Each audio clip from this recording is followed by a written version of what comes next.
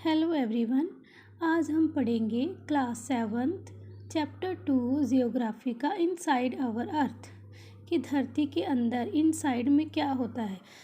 देखो जी, अर्थ है, ठीक है। अर्थ के इनसाइड भी कुछ होगा और आउटसाइड भी होगा। आउटसाइड पे तो हम रहते हैं, हम क्या क्या देखते हैं यहाँ पर, रिवर्स देखते हैं, एनिमल्स, प्लांट एक्सेट्रा, और भी बहुत सारी चीज़ें आप सब देखते हो सेम एज इनसाइड में। लेकिन इनसाइड में हम कभी गए नहीं ना। इनसाइड में क्या क्या है? इनसाइड में अर्थ की लेयर है। अर्थ की जो शेप है ना, जो अर्थ की लेयर्स जो नीचे बनी हुई है ना, उनकी जो शेप है वो एक अनियन की तरह है, ठीक है। जैसे अनियन की लेयर होती हैं वैसे ही जो है अर्थ की भी लेयर्स हैं, ठीक है।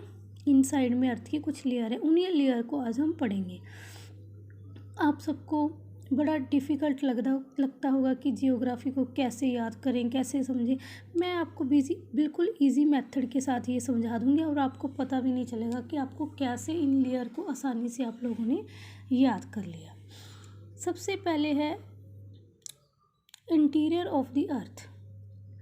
अर्थ के इंटीरियर में चलते, इंटीरियर मीन्स इनसाइड में चलते हैं, ठीक है। फॉर एग्जांपल ये आपकी अर्थ है, ठीक है। ये है लिथोस्फीयर। लैंड किसको बोलते हैं, ठीक है, जहाँ पर हम रहते हैं, लैंड वो है। फॉर एग्जांपल आप यहाँ पर रहते हो, ठीक है।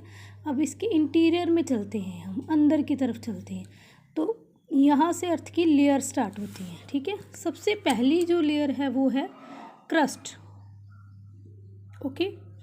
अब आपको बस इतना याद रखना और सब कुछ भूल जाना कि सबसे पहली लेयर शुरू होती है, मतलब यहाँ से हम यही लैंड पे हम रहते हैं, यहाँ से स्टार्ट हो जाती है अर्थ। बस सिंपल वे में समझाऊंगी, ज़्यादा टाइम नहीं लूँगी आपका।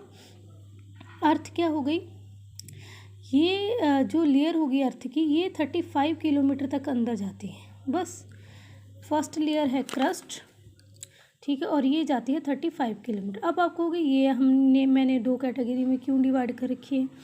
जो क्रस्ट लेयर है, ठीक है, उसको हम दो कैटेगरी में ही, दो पार्ट्स में ही डिवाइड करके स्टडी करते हैं। फर्स्ट कौन सी है? Continental crust. आप कहोगे कॉन्टिनेंटल क्रस्ट कैसे? देखो जी, हमारी ये पूरी लैंड एरिया है, यहाँ पर वो लैंड है जहाँ पर हम रहते हैं, ये तो हार्ड पार्ट हो गया अर्थ का, है ना। हम यहाँ पर घर बना दिए, ट्री सब कुछ है, लेकिन कुछ एरिया है यहाँ पर ओशंस पाए जाते हैं, यहाँ पर वाटरी पार्ट है ना। अब जो वाटरी पार्ट है वो कहीं तो नीचे ज़मीन होगी, जब हम अंदर तक जाते हैं कहीं तो लैंड होती है अर्थ उसकी, ओशन की। फॉर एग्जांपल ये ओशन है, कहीं तो हमारे पैर टिकेगा ना, तो वही चीज़ है। तो जो तो हार्ड पार्ट है जहाँ पर हम सब रहते हैं उसको तो बोलते हैं कॉन्टिनेंटल क्रस्ट, और जो ओशन के बीच नीचे अर्थ सरफेस होती है उसको बोलते हैं ओशनिक क्रस्ट, ओके। चलिए जी, जो कॉन्टिनेंटल क्रस्ट है वो 35 किलोमीटर तक नीचे जाती है, और जो ओशनिक करंट है वो 5 किलोमीटर तक। समझ रहे हो? उससे पहले तो वाटर ही होगा ना ऊपर है, नीचे जाके जो ज़मीन होगी वो सिर्फ 5 किलोमीटर तक है। इस तरीके से हम इसको समझ चुके हैं। अब आपको ये अच्छे से समझ आ गया होगा। देखो बेटा, it is about 35 kilometre on the continental masses. ये सिर्फ 35 किलोमीटर तक ही अंदर तक है, मतलब जब हमने धरती के अंदर जाना शुरू किया, ठीक है, उससे 35 किलोमीटर तक है कॉन्टिनेंटल क्रस्ट। और अगर हम ओशन के बीच जाएं तो उसमें जब उसकी अर्थ सरफेस आ जाती है, मतलब जो ओशन का नीचे यहाँ पर ज़मीन आती है, उससे 5 किलोमीटर तक अंदर है ओशनिक क्रस्ट, और होगी वो सिर्फ क्रस्ट ही, ठीक है। इसमें मिनरल्स कौन कौन से पाए जाते हैं? देखो जी, जो मिनरल्स हैं, ठीक है, इसमें पाए जाते हैं सिलिका एंड एल्युमिनियम। किस में पाए जाते हैं?